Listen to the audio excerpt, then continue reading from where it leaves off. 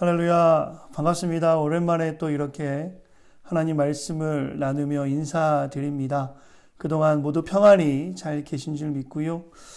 이제 한견한 가을바람이 서서히 선선하게 불어오는데, 이런 날일수록 더 하나님 가까이 할 수 있는 좋은 시간들이 성도들께 가득하면 좋겠습니다.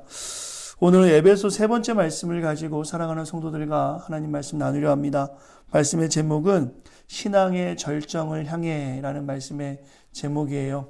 말씀의 제목만 잠시 묵상해 보면 조금 무거운 느낌이 듭니다. 절정을 향해 나아가는 것, 어떻게 하는 것일까? 과연 우리가 할 수 있을까?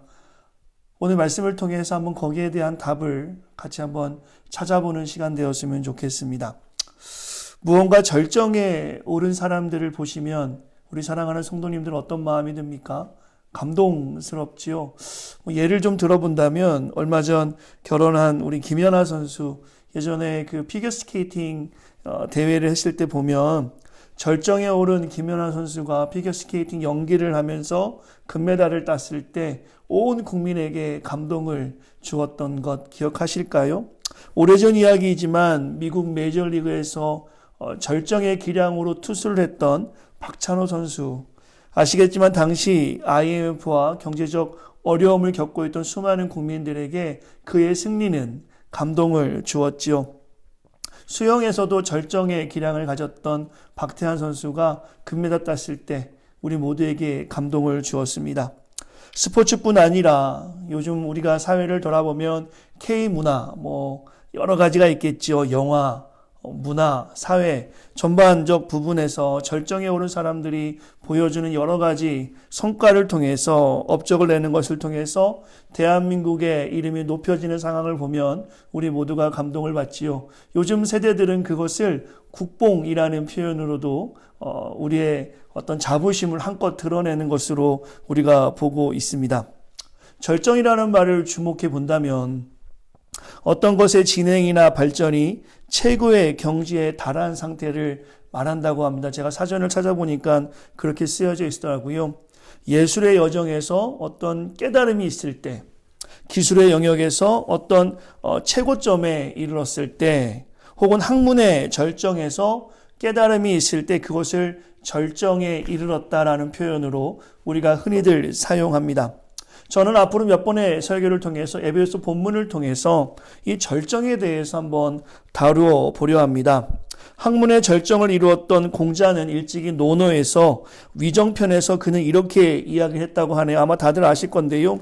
나는 15세 학문의 뜻을 두었고 30살에 섰으며 40살에 미혹되지 않았고 50살에 천명을 알았으며 60살에 기가 순했고 70살에 마음이 하고자 하는 바를 따랐지만 법도에 넘지 않았다. 논어의 위정편에서 공자는 이렇게 자신의 삶을 복기하며 이야기했다라고 합니다.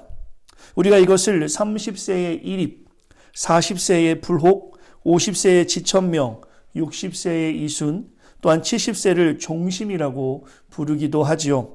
제가 주일에 공자의 말을 인용하는 것이 조금 불편한 성도도 있을 것 같지만 이 공자의 말을 잠시 생각해 보면 50에 이미 하늘의 뜻을 알았다 하니 분명히 그의 말 속에서는 학문과 삶의 정점을 이룬 자였음을 우리가 확인하게 됩니다. 물론 제 눈으로 확인해 본 적이 없으니 그는 그렇다고 하지만 제가 그 이야기를 잠깐 생각해 보면요. 사실 우리의 현실과는 조금 다른 것 같아요. 매우 어려운 것 같아요. 저도 이제 부록인 40의 나이를 이제 훌쩍 넘어가는데 정말 내 삶에 유혹이 없는가? 그렇지 않은 것 같고요. 지천명인 50에 하늘의 뜻을 안다고 하는데 정말 여러분, 아마 성도님들 중에 50 넘으신 분들께 제 질문 드린다면 정말 하늘의 뜻을 다 알고 모든 일에 실수가 없이 그 일을 행하고 있습니까? 조금 더 솔직히 말씀드리면 남편으로 곁에 있는 아내의 마음도 우리가 잘 모를 때가 있는 것 같아요. 이런 재미있는 이야기가 있는데 한번 들어보시겠어요? 아내 마음을 잘 알지 못하는 남편들에게 주는 이야기 같아요. 한번 제가 읽어보겠습니다. 40대에는 아내가 텔레비전 보는데 다른 것 채널 돌렸다고 혼나게 되고 50대에는 아내가 화장하는데 어디 가냐고 물어보다가 혼난답니다. 60대에는 아내가 외출하는데 나도 같이 따라가겠다고 하다가 혼나고, 70대에는 아내가 애써 밥 차려줬는데 반찬 투정한다고 혼난다고 하네요. 잠시 본문에 벗어난 이야기이긴 하지만 우리는 옆에 있는, 같이 살고 있는 아내나 남편의 마음도 잘 모르는 인생을 살아가고 있지 않습니까? 조금 전에 나누었지만 공자가 지천명을 안다 했지만 사실 그 모든 절정을 우리가 이 땅에서 경험하지 못하는 것이 사실이고요. 잠시 말씀을 드린다면 아내의 마음부터 아는 절정이 우리 남편들에게 있으면 가정이 좀 더 화목하지 않겠나라는 생각을 합니다. 본문에 좀 벗어난 이야기를 잠시 드렸어요. 사실 제가 이 절정이라는 이야기를 좀 드리고 싶어서입니다. 오늘 우리에게 중요한 절정이 필요하다라는 것이죠. 과연 어떤 절정이 필요한 것인가? 제목에서도 말씀을 아시듯이 신앙의 절정 말입니다. 하늘의 뜻도 알아야 되고요. 옆 사람의 마음도 알아야 되고, 아내의 마음, 남편의 마음도 우리가 아는 절정이 필요하지만, 기독인으로서 구원을 경험한 하나님의 자녀로서 실제로 우리에게 필요한 것이 바로 신앙의 절정이라는 것이죠. 그래서 오늘 말씀의 제목을 보시면 신앙의 절정을 향해라고 정해 보았어요. 오늘 말씀을 통해서 우리가 그렇게 나아가는 온 성도들과 제가 되었으면 좋겠습니다. 지난번 말씀을 잠시 복귀해 본다면 우리는 에베소 1장 앞부분을 통해서 창세전에 하나님의 예정에 따라 선택받아 하나님의 자녀가 되었음을 나누었습니다. 아멘 하십니까? 네. 그리고 제 용서를 받았고요. 성령으로 보증받아 하늘에 속한 복을 우리는 소유했다. 그래서 하나님께 감사하는 인생이 되자라고 말씀을 나누었고요. 그 적용점으로 주 안에 거하자 in Christ라는 말씀으로 우리가 적용점을 나누었는데 그동안 그렇게 잘 사신 줄 믿습니다. 주 안에 거하는 우리가 오늘 말씀을 통해서 신앙의 절정을 향해 나아가기를 소망하는 마음으로 하나님 말씀 계속해서 증거하도록 하겠습니다. 본문이 오늘 에베소 1장 15절과 16절의 배경을 보시면 사도 바울이 옥에 갇혀있는 상태라고 말씀을 나누었죠. 분명히 그는 자유하지 못한 상태였습니다. 그러나 그가 자유하지 못한 옥에 갇혀있는 상태지만 15절과 16절 아마 조금 전에 읽으셨을 텐데요. 그 본문을 보시면 사도 바울이 지금 에베소 성도들이 믿음 안에 잘 살고 있다라는 이야기를 듣고 기뻐하는 모습을 성경에서는 우리에게 보여주고 있어요. 그러면서 오늘 에베소 교회에게 사도 바울이 그들의 믿음 생활이 잘하는 것을 들으면서 에베소 성도들이 이렇게 되었으면 좋겠다라는 어떤 믿음의 소망을 가지고 오늘 기도하는 내용이 본문의 말씀입니다. 아마 바울은 유대교 전통에 따라 하루 3번을 기도했을 텐데요. 그 기도의 내용이 오늘 제가 여러분과 몇 번을 걸쳐서 나누고자 하는 하나님 말씀이에요. 함께 말씀을 조금 더 보도록 하지요. 바울이 오늘 하나님께 에베소 성도들이 믿음 생활을 잘하고 있다라는 소식을 듣고 그들을 위해 기도하는 내용을 보시면 17절의 말씀입니다. 제가 읽을 테니 눈으로 슬라이드를 같이 따라와 주셔도 좋고요. 함께 읽으셔도 좋을 것 같습니다. 읽겠습니다. 시작. 우리 주 예수 그리스도 하나님 영광의 아버지께서 지혜와 계시의 영을 너에게 주사 하나님을 알게 하시고. 오늘 옥에 갇혀있는 사도 바울이지만 그가 사랑하는 에베소 성도를 향해서 마음을 다해 기도하고 있는데 그 기도하는 제목이 하나가 지혜와 계시의 영을 에베소 성도들에게 주소서라고 기도하고 있습니다. 이렇게 기도하는 것은 에베소 공동체가 지혜와 계시의 영을 가지고 신앙의 절정을 향해 나아가기를 소망하는 기도 제목이었죠. 그럼 이런 질문을 한번 던져보고 싶어요. 지혜와 계시의 영이 무엇이길래 사도 바울은 지금 마음을 다해서 그가 사랑하는 공동체를 위해 기도하고 있는 것일까? 여러 가지로 제가 구체적인 이야기를 나누기 전에 간단히 오늘 본문에서 말씀하시는 지혜와 계시의 영을 정리한다면 성령이라고 말할 수 있습니다.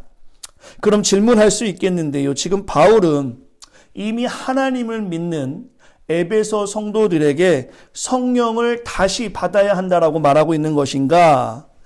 결코 그렇지 않습니다. 그렇게 말하고 있는 것은 아니고요. 지난번에 말씀을 나누었는데 짧게 정리한다면 에베소 1장 8절과 13절에 보시면 구원의 역사와 동시에, 즉 하나님을 우리가 믿고 주로 고백함과의 동시에 우리는 성령을 선물로 받게 됩니다. 그리고 지혜도 충만함을 이미 에베소 1장 8절과 13절에서 우리에게 말씀해 주고 있어요. 이것의 의미는 이미 우리가 하나님을 믿고 주로 고백한다면 성령이 우리 안에 내주하고 있다, 거하고 있다라고 성경에서는 분명하게 말씀하고 있습니다. 그렇다면 질문할 수 있겠죠. 오늘 본문에서 바울은 왜 믿음 생활을 열심히 하고 있는 에베소 성도를 향해서 성령을 달라고, 지혜와 계시의 영을 달라고 기도하는 것일까? 다시 말하면 성령은 여러 번 필요할 때마다 받는 것일까라는 질문이 따라오게 되어 있습니다. 답변 드린 자라면 그렇지 않습니다. 성령은 여러 번 받는 것은 아닙니다.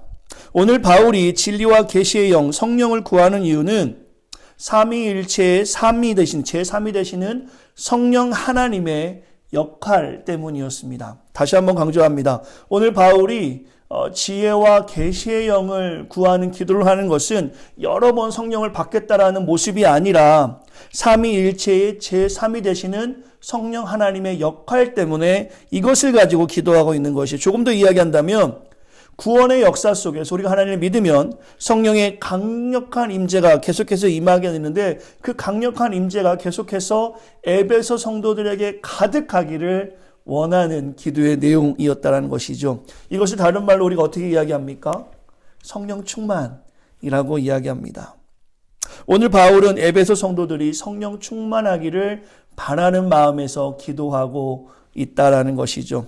저 또한 오늘 사랑하고 보고 싶은 우리 평안의 모든 성도들이 성령이 충만하기를 간절히 소망하고, 우리가 만났을 때 성령이 충만한 모습을 가지고 하나님을 찬양하는 공동체로 하나님께 기쁨되는 그런 평안의 공동체가 되었으면 좋겠어요. 이것이 신앙의 절정을 향해 나아가는 성도의 삶이기 때문입니다. 왜 바울은 오늘 본문에서 그렇다면 에베소 성도들, 믿음의 좋은 소식을 가지고 있는 에베소 성도들에게 하나님의 성령이 충만하기를 기도하고 있었는가? 사실 이것이 오늘 핵심입니다. 바울은 지금 옥에 갇혀 있지만 에베소 성도를 향해서 마음을 향해 기도하고 있고요. 여러분도 여러분의 자녀를 위해서 기도하는 것처럼 말입니다. 그 기도의 내용은 하나님의 도우심이었습니다. 성령 하나님의 도우심이었어요. 왜 하나님께서 혹은 성령님께서 에베소 성도들을 돕기를 바라고 있었는가? 이것은 성령의 여러 역할 중에 5가지의 역할이 그들에게 있기를 소망하는 마음이었습니다. 다시 이야기한다면 이 성령의 역할 때문에 바울은 에베소 성도를 위해서 기도하고 있는 것이죠. 5가지 정도로 정리할 수 있겠어요. 성경을 우리가 읽어보면 성령이 하시는 일을 5가지 정도 우리가 이야기할 수 있는데요. 천천히 제가 읽어드릴게요. 한번 따라오시면 좋을 것 같아요. 첫 번째로, 왜 바울은 지혜와 계시의 영, 성령이 에베소 성도들에게 있기를 소망했는가? 그것은 첫 번째, 성령이 있어야 그리스도인이기 때문입니다. 로마서 8장 9절의 말씀을 보시면 적어 놓으시면 좋을 것 같아요. 제가 읽어드리겠습니다. 만일 너희 속에 하나님의 영이 거하시면 너희가 육신에 있지 아니하고 영에 있나니 누구든지 그리스도의 영이 없으면 그리스도의 사람이 아니니라.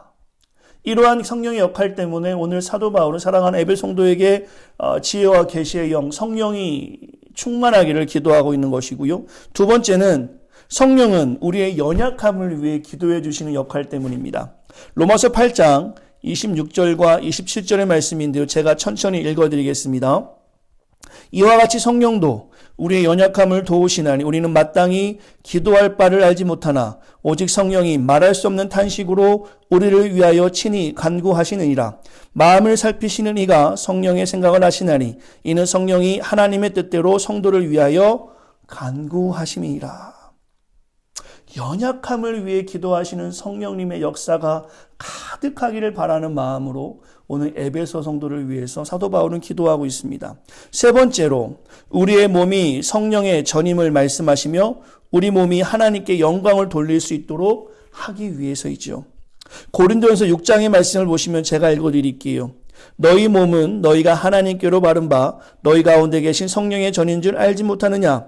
너희는 너희 자신의 것이 아니라 값으로 산 것이 되었으니 그런즉 너희 몸을 하나님께 영광을 돌리라. 세 번째로 성령의 역할은 우리가 성령의 전임을 기억하고 하나님께 영광을 돌리는 삶을 살아야 함을 알려주는 역할을 하시기 때문에 오늘 사도 바울이 기도한 것이고, 네 번째로는 우리를 자유케 하는 것이 성령이기 때문입니다. 고린도후서 3장 19절 18절에 보시면 주는 영이시니 주의 영이 계신 곳에 자유가 있느니라. 마지막으로 성령의 다섯 번째 역할은 성령 우리를 사명대로 살게 합니다. 사도행전 1장 8절의 말씀이죠. 오직 성령이 너희에게 임하시면 너희가 권능을 받고 예루살렘과 온 유대와 사마리아와 땅까지 이르러 내 증인이 되리라 하시니라. 정리합니다. 오늘 본문의 사도 바울은 믿음 생활 잘하는 에베소 공동체의 이야기를 듣고 그들 위해 기도합니다. 그러면서 그들에게 지혜와 계시의 영, 성령이 가득하기를 기도하고 있어요. 그 이유는 말할 수 없는 탄식으로 성령은 우리를 위해 기도해 주시고, 우리가 거룩하게 살 수 있도록 성령은 우리의 삶에 간섭하시며 자유를 보장하시지만 성령이 임할 때 우리가 사명으로 살아갈 수 있기 때문에 오늘 비록 핍박의 어려운 시대에 살아가는 에베소 성도이지만 그들이 성령 충만하기만 하면 하나님이 그들과 함께하고 도우신다는 사실을 알고 있었기 때문에 비록 옥에 갇혀있는 바울이지만 자신이 사랑하는 에베소 성도를 향해서 이렇게 기도하고 있는 것이죠. 지금 에베소 성도들은 분명히 하나님이 택하신 은혜를 경험했습니다. 제사함의 은혜도 누리며 살아가고 있었어요. 그러나 그들이 만나는 실제 상황은 예수 그리스도를 고백함으로 핍박받는 상황이 있었기 때문에 성령님의 도우심 없이는, 우리를 고와 같이 버려두지 아니하시는 성령님의 깊은 탄식이 없이는 살아내기 어려운 삶이었기에 바울은 마음을 당해서 에베소 성도들이, 바울 자신도 비록 감옥에 있지만 성령이 함께함으로, 성령이 충만함으로 자유함을 경험하는 것처럼 지금 에베소 성도 또한 성령이 충만함으로 오늘 현장에서 만나는 수많은 어려움 속에서 이겨낼 수 있도록 사도 바울은 마음을 다해서 기도하고 있는 것입니다. 저는 이 본문의 내용이 오늘 사랑하는 평안의 성도들에게 가득하기를 소망합니다. 하나님을 믿는 자는 성령이 우리 안에 내주하고 계셔요. 성령이 분명히 내주하고 계십니다. 그러나 이것은 성령이 충만한 것과는 다르다라는 것이지요. 오늘 본문의 사도 바울은 성령 우리에게 내주하고 있지만 그 성령이 충만하게 우리 안에 액티브하게 능동적으로 움직일 수 있기를 기도하고 있는 것이에요. 그럼 성령의 충만함은 어떻게 우리가 경험할 수 있습니까? 우리가 하나님을 떠나 성령의 충만함을 경험할 수 있을까요? 기도하지 않고 성령의 충만함을 경험할 수 있습니까? 말씀 보지 않고 성령의 충만함을 경험할 수 있을까요? 성도 간에 교제하지 않고 성령의 충만함을 경험할 수 있겠습니까? 그렇지 않죠. 우리는 하나님과의 긴밀한 교제인 기도를 통해서, 또한 예배를 통해서, 그리스도를 닮은 성도 간의 교제를 통해서 우리는 성령의 충만, 진리와 혹은 지혜와 계시의 영을 경험할 수 있는 것이지요. 오해하지 않고 들으셨으면 좋겠어요. 반복되고 있지만 성령 충만이라는 게, 혹은 진리와 계시의 영을 더 달라고 하는 것이 성령을 더 집어넣어달라고 하는 것이 아니라 그 성령의 인도하심에 민감하게 반응하는 것임을 사랑하는 성도들이 기억하였으면 좋겠어요. 이것이 우리를 영적인 상태로, 지혜와 계시의 영이 충만한 상태로 유지시켜주는 하나님의 은혜란 말입니다.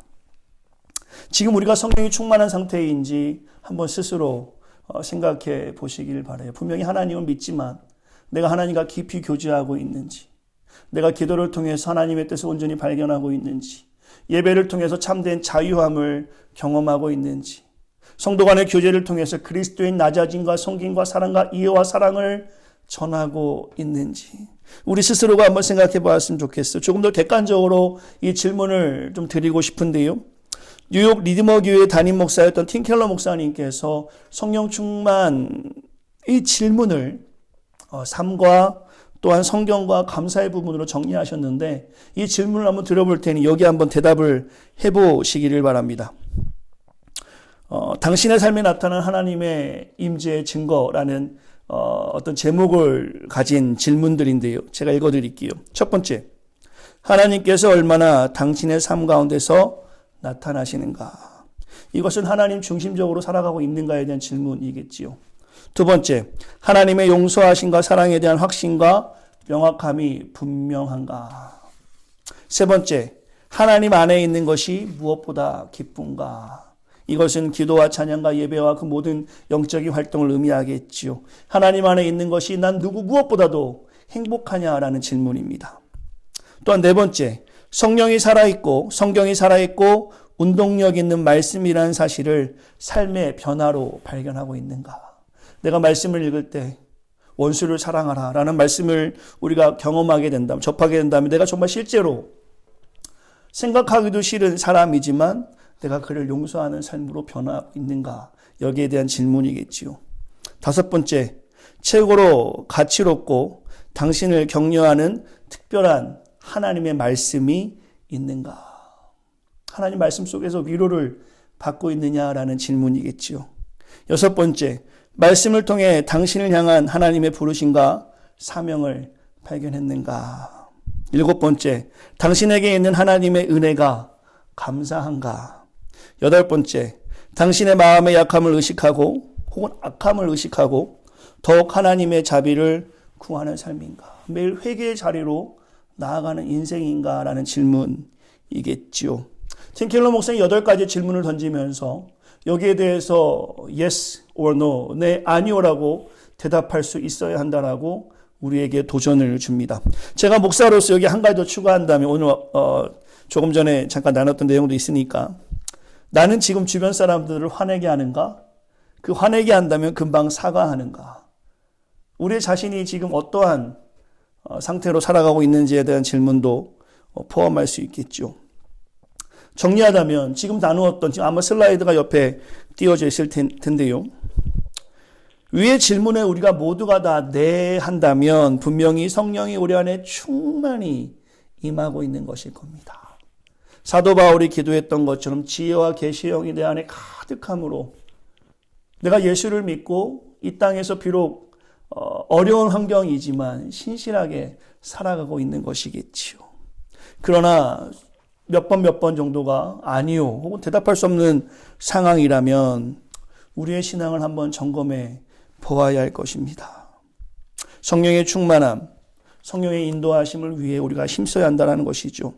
오늘 본문에서 이러한 바울은 성령의 역할을 알기 때문에 에베소 성도들을 위해 기도하며 하나님을 믿지만 상황적 어려움에 있는 성도들의 성령 충만하기를 간절하게 기도하고 있는 것이 오늘 본문에 관한 말씀이었어요. 저는 오늘 본문을 여기까지만 나누려고 합니다. 17절 이후는 또한 다음 시간에 계속해서 말씀을 나누겠는데 오늘 말씀을 정리하며 적용점을 좀 나누고 싶습니다. 오늘 말씀은 어렵지는 않았을 겁니다. 성령이 충만한 것을 쉽게 이야기한다면 하나님과 동행하는 삶 이렇게 정리할 수도 있을 것 같아요. 이것이 오늘 말씀의 제목인 신앙의 절정을 향해 나아가는 신앙인의 삶인 것이지요. 저는 서론에서 말입니다. 우리에게 감동을 주는 운동선수들을 잠시 언급했습니다. 절정에 있는 사람들은 분명히 주변의 사람들에게 감동을 줍니다. 어려움을 이겨낸 절정일수록 어떻게 저 사람이 저렇게 할 수 있지? 저 어려운 환경에서 그가 그 어려운 환경을 잘 읽고 일어나서 절정에 간다면 더 많은 사람들에게 감동을 주지요.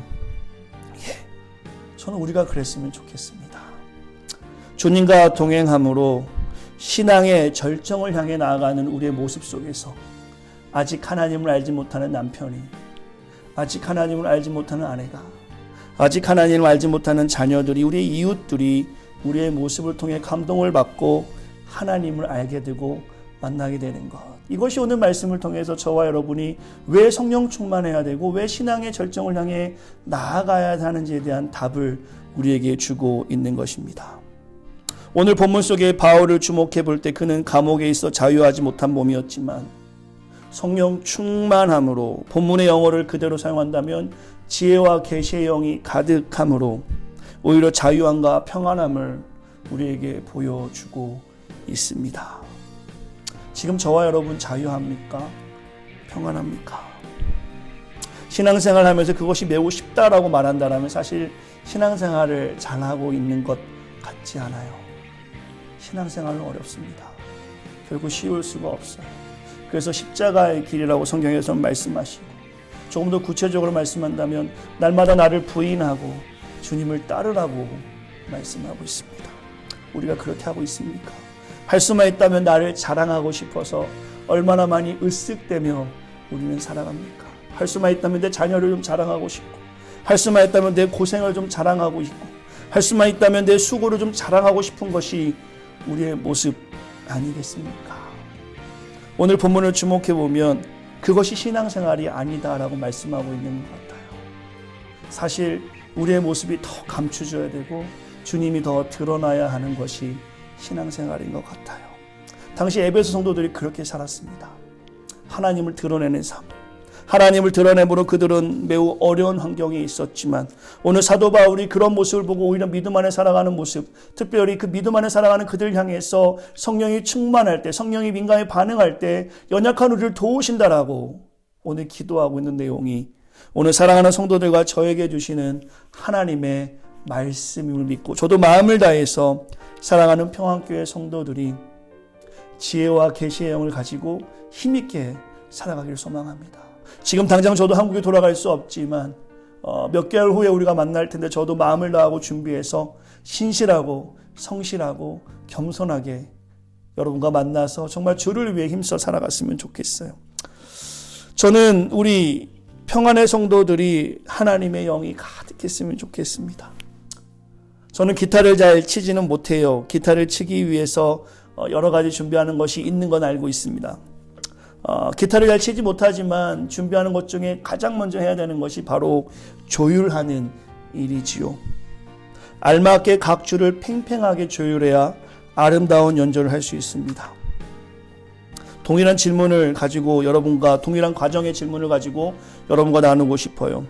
지금 우리는 신앙의 절정을 향해 하나님께 우리의 삶으로 아름다운 노래, 아름다운 고백을 하고 있습니까? 성령과 동행하는 것은 내 삶을 조율하는 훈련이 필요합니다. 혹시 우리 신앙에 느슨한 줄이 있지 않습니까? 느슨한 상태로는 하나님을 고백할 수가 없어요. 우리의 신앙을 성령과 함께함으로, 아니 성령의 민감히 반응함으로 조율해 보시기 바랍니다. 성령과 긴밀히 동행하는 일이 이 조율하는 첫 번째 순서일 것입니다. 지금 상황이 급박한 상황일지라도, 어려운 상황일지라도 더 성경 보시고 더 기도하시고 더 겸손하게 하나님 앞에 엎드려 사시기를 간절히 축원합니다. 하나님께서는 그렇게 살아가는 평안의 성도들을 귀하게 사용하실 줄 믿어 이때 하나님의 도움의 손길이 가득한 것이죠. 성령이 충만해야 우리가 그리스도임을 세상이 알게 됩니다. 성령이 충만할 때 말할 수 없는 탄식으로 성령이 우리를 위해 기도해 주시고 고와 같이 우리를 버려두지 않는 것이지. 성령이 우리를 자유하게 합니다. 성령이 우리와 함께함으로 우리가 사명을 감당할 수가 있어요.